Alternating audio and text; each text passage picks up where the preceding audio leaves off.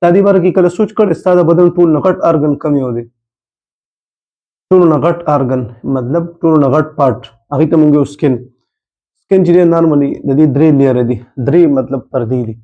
پهله اپیډرمس ورپسې ډرمس بیا هایپوډرمس. دا پیرنۍ بره چې کوم دی دغه د عام مایکروب نه او دې ته فرسټ امیونټي هم وایي مطلب ستا بدن محفوظ ساتي حفاظت کوي د دې شیزونو نه. ورپسې چې کوم لیر دی هغې ته مونږ یو ډرمس. د ډرمس دا کار دی دغه کې دننه بلډ ویسل واړه رګونه دي پکې او بل سویټ ګلینډ پکې دي. هغه ګلینډ هغه حصې کوم چې خوله جوړوي خوله چې کوم شي خوله چې جوړېږي نو هغې د وجې نه ستا بدن کې ډېر چینج راځي او ډېر ګرمایش بار راوځي. بل چې کوم لیر دی هغې ته وایي هایپوډرمس. دا ټول لاندې لیر درېیمه حصه ده دی. نو په دې کې چې دننه دی فیټ لیر دی مطلب چربي ده پکې کوم چې ستا دننه ټیشو محفوظ ساتي که چېرته پریشر زور والي ستا به د دننه چې هغه محفوظ پاتې. بل دا ده چې دا سکن کم دی بار دا په میاشت کې 28 ورځو کې خپل ځان رینیو کوي مطلب دا ډیت سیل مړه کوي. که ته چېرته سکن وسولې داسې لږ پوستکی لږ وخت ټیټ وسولې نو دې کې بدن نه چې معمولي شیان یې وسولې دې کې بدن نه لږ دغه په شانې به راوځي خلک وایي دا ګن دی. هغه ګن نه وي هغه ډیت سیل وي مطلب مړه شوي سینونه وي. ښه د سکن کار څه دی؟ د سکن کار دا دی ټولو کې ضرور کار د سکن دا دی چې هغه تا له پین ریسپټر درکوي. ریسپټر یې پکې دي سنسیشن والا مطلب ته یو شیز د ګوتې ویسې ډېر ګرم وي تا ته پته لګي دا ګرم دی نو هغه شیز چې دی ځان تې ساتي. که یو شیز ته محسوسېږي چې دا څنګه دی یخ دی هغې تا ته اندازه لګي. بل پین درد تا ته محسوسېږي ټول نه زیات درد ریسپټر چې دي درد مطلب چې درد تا ته محسوسوي هغه په دې سکن کې دي نور بدن کې هم نشته ټول نه زیات په سکن کې دي. قرآن کې الله إن الذين كفروا بآياتنا سوف نصليهم نارا كلما نضجت جلودهم بدلناهم جلودا غيرها ليذوقوا العذاب إن الله كان عزيزا حكيما. سوف نصليهم نارا كلما نضجت جلودهم بدلناهم جلودا غيرها ليذوقوا العذاب.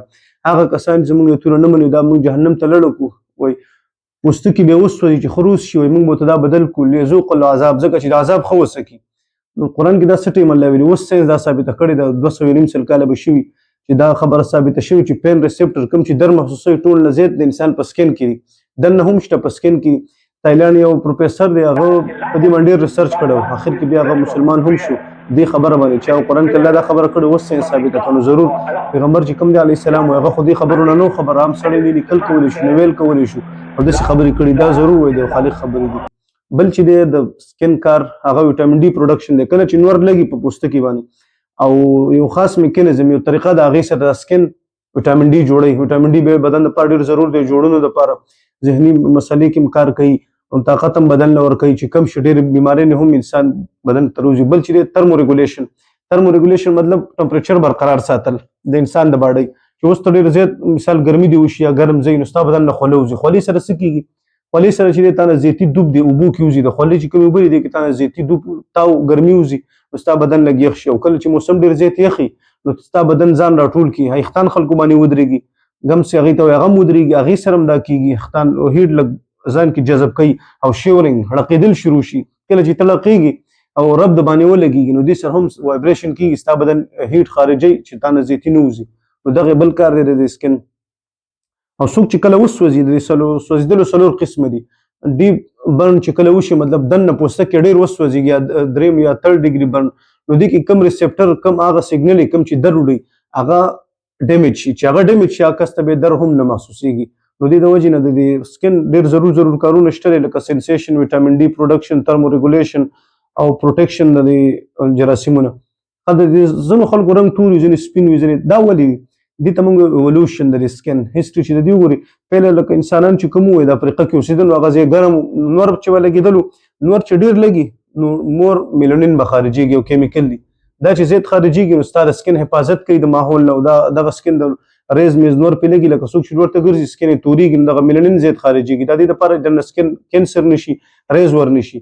نو کله چې بیا خلکو هجرت وکړو د افریقې نه د خوراک په دپاره چې مطلب هلته ګزاره نه کېده د خلک خواره واره شو نو کوم ځای کې چې نور کم لګېدو یخ علاقې وي هغه ځای خلکو ورته رنګونه بدلېدل نو یو صدۍ کې لږ پرخ بلې کې لږ نو بیا وخت دا رالو چې څه پکې تک سره شو ځینې پکې سپین شو ځینې پکې یو رنګ بل رنګ دغسې طریقې سره دې ته وایي هسټري یا ایولوشن اف سکن کلر. نو دې د وجې نه د انسانانو رنګ کې دغسې فرق راغلو. بل ځینې خلکو به دا خبره هم تاسو چې چا تور پوستکی کې دا دغه سپین کې دا وفا خبره ده او دا داسې مید دي کې خبره سکین کې دا قصې نه وي صحیح ده. بس سکین دغه شیز دی چې تور وي هغه زیات میلانین پکې خارجېږي چې سپین وي لږ. خو یخ علاقې کې تاسو ګورئ هغې خلک اکثر سپین وي ځکه میلانوسایټ هلته دومره ضرورت نه وي چې نور هغه دغه نه حفاظت ورکړي. او کوم چې ګرم علاقې وي هلته خلک تور وي د هغې د سکین ځکه تور وي میلانوسایټ پکې زیات میلانوسایټ سیل هغه میلانین یو کیمیکل خارجي هغې د وجې نه نور نه کوم خطرناک ریس چې یا دغه دي هغه له حفاظت ورکوي. بل چې د سکین کې ټول نه ضرور شیز چې دی که نه هغې ته وایي فنګر پرنټ مطلب د ګوتې د مټۍ ګوته چې خلک ولګوي موبایل کې مو لګوي لا کولاویږي دا د بل چا په ګوته نه کولاویږي ستا په ګوته کولاویږي. په آی ډي کارډو کې هم خلک لګوي نورو ځایونو کې هم استعمالېږي دا. نو د دې د هر چا دا بدل دي د مټۍ ګوتې هم بدل دي د ټولو ګوتو دا بدل دي. لس ګوتې د انسان لري لس واڼه بدل دي. تاسو ځنه داسې خلک کتلي وي چې لس ګوتې ترې ولګولي دا به مو اورېدلي د دې ټولو ګوتې بدل دي. انسانان څومره پیدا شوي اوس 9 بلین انسانان دي کم از کم په دنیا کې 9 بیا عربه د دې ټولو دا بدل دي. فنګر پرنټ چې کومې دي بدل دي او مخکې چې کم تیر شوي دي کم راځي د هغوی به هم بدلي. نو دا څومره عجیبه خبره ده د مټۍ ګوتې خو بالکل بدلي کم چې دا ګوتې او د دې نورو ګوتو هم ټولو نه بدلي. لکه د یو انسان هم یو شان نشي کېدی که دوه یو ځای شوي وي نو هغې هم ډي ان اے به یو شان دي وي څه حده پورې ډېره خو دا فنګر پرنټ به ټولو بدل وي. دې د وجې نه دا ګوتې اکثر لسم ځینو ځایونو کې لګوي. قرآن کې الله وایي بلا قادرین علی ان نسوي بنانه وایي موږ په دې قادر و کافر ویل چې څنګه الله پاک دا خو خلک را ژوندي کړي دومره ډېر خلک تېر شوي دا به راځي دا به بیا راپاسي. نو الله وایي موږ د ګوتو دیو راپاسېدلو باندې قادر یو د دې ګوتو نه به موږ لکه راپاسو یا به له روغې کړو. دا بنانه مطلب جوړونه یا ګوتې. نو د انګلیو کې نو دا اوس ساینس ثابته کړې چې انسان دا ګوتې څومره هم دي دې کې دا فنګر پرنټ دا لیڼونه بدل دي. نو پته یې لګي چې دا د دې انسان دی دې کې ستا د ټول تاریخ ټوله قصه دې کې